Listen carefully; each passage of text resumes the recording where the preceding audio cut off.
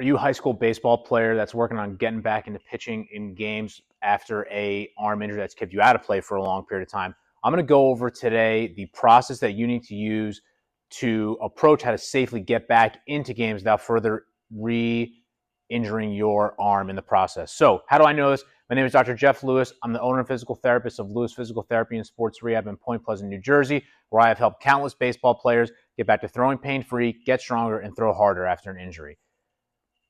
For any pitcher, being shut down from pitching, playing games can be a really tough process to go through. It could be, hey, you're shut down for as little as 1 month, 2 months, 3 months, or in the case where you have something such as Tommy John, you could be shut down for at minimum a year, up to 16, 18 months potentially in that situation.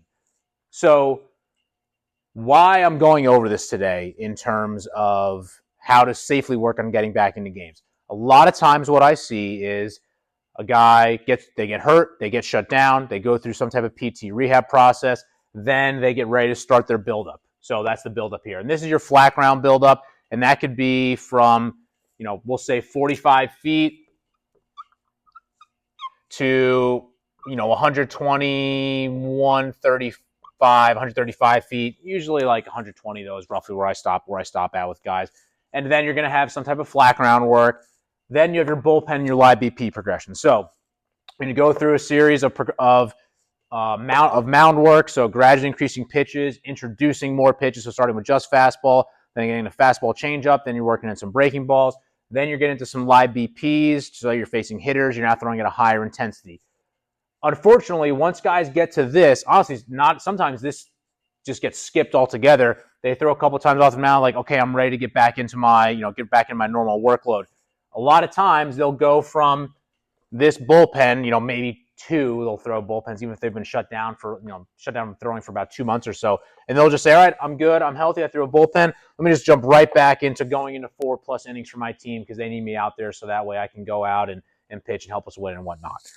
That is probably the worst thing that you can do to, by far of anything when you're working on getting back to play. You could essentially take all the work that you took to build up to get to this point. You go from that bullpen straight into 3 innings right away. If you've been shut down for a good amount of time, you go right into that. All that work you did beforehand can go straight out the window. You could probably get re-injured at that case. And if it's not a matter of re-injuring the structure that was already hurt, you very well put something else at play. So if you were out with an elbow injury, you're now risking getting hurt with a shoulder injury. The reason that we don't recommend that is because going from a bullpen right into a couple innings, right in outing, it is a huge increase, not only in both intensity, but in volume. More often than not, when re-injuries happen in any context, it's either some type of sudden spike in intensity or sudden spike in volume. So you might be here, here, here, and then shoot straight up like that. Anytime that happens, this spot right here, that's where some type of injury is going to happen more than anything. And now, by not only saying, hey, throw a 30-pitch bullpen, you go right into a 4-inning, throwing 60, 65 pitches, you're now having a spike in both volume and intensity altogether. So this is why I never recommend this, and it's unfortunate when I see guys get hurt after this case here. What I recommend is this type of progression here. They go to their bullpens, to their live BPs, and then they go right into their first outing of just 1 inning. A lot of times when I have this conversation with guys like, oh, just 1 inning, come on, let me go out and get more. I have to put my foot down and tell them the reason that we're doing this is because we need a graduated exposure to that higher intensity and volume. I don't care what anyone says. The intensity that you throw a bullpen is much less than a live, and the intensity you throw a live is much less than a game. When you're in a game setting, say you got a couple players on, a couple guys on. It's maybe a late inning game. You're coming in and whatnot, and it's really tight. You're going out there and you're just going out and just trying to throw as hard as you can. So the intensity is always going to be higher in that case more than anything. That's why this progression allows us for, at least these three here, a gradual increase in intensity.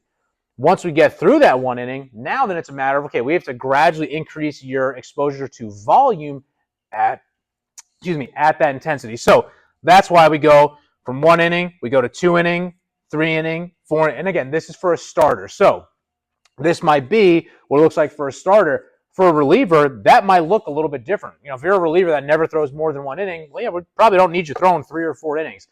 For a reliever, and I'll preface it with saying This here is based off, we'll say, a 5-day rotation for a guy. Even if they just throw 20, 25 pitches that first outing, I'm not going to have guys go out and throw again the next day. I want to give them the amount of time that they need to properly recover, especially after their first outing since an injury. Some pitchers that I've worked with, they will get their height of their soreness maybe the night of pitching or the morning after. Some guys don't get their peak soreness until 2 days after they pitch. So yeah, I probably don't want to put them out there right when their peak soreness is going to be hitting. It's not going to feel good for them. It's just not going to feel great from a performance standpoint as well for them as well. So that's why I go based off a 5-day rotation with this. For a reliever, it's going to look a little bit different, where our goal at that point is not a matter of necessarily increasing the innings unless it's a long relief guy. Our focus is more a matter of getting them used to throwing on back-to-back days. So in the case of a reliever, where say they're only throwing an inning at a time, okay, it might be, hey, they're maybe only taking 3 days in between their first outing at one inning and their second at another inning. The hard part for a reliever, more often than not, is getting them through that point of their rehab progression where they're throwing on back-to-back days, and then at that point going from throwing for 2 innings. 2 innings doesn't really seem to really be as much of an issue for guys as they're going through it. It's more the back-to-back days when they have to get used to. They warm up that day, they get hot, they go out, they pitch, and they got to do it again the next day. It's a lot for them from a recovery standpoint, even especially if they've been out of pitching for a long period of time. So this is what I recommend as a general framework that we go off of and how we progress our pitchers from their general buildup of their rehab throwing program back to safely getting into their normal workload, especially as a starter. So if you're a pitcher, you have an arm injury, and you're in any phases of this right now, and you just want to get some questions answered of how you can go about doing this in the best way, go ahead and leave a comment below with any questions, or if you want more personalized guidance on how to go about this process, text the number below and we'll get back to you.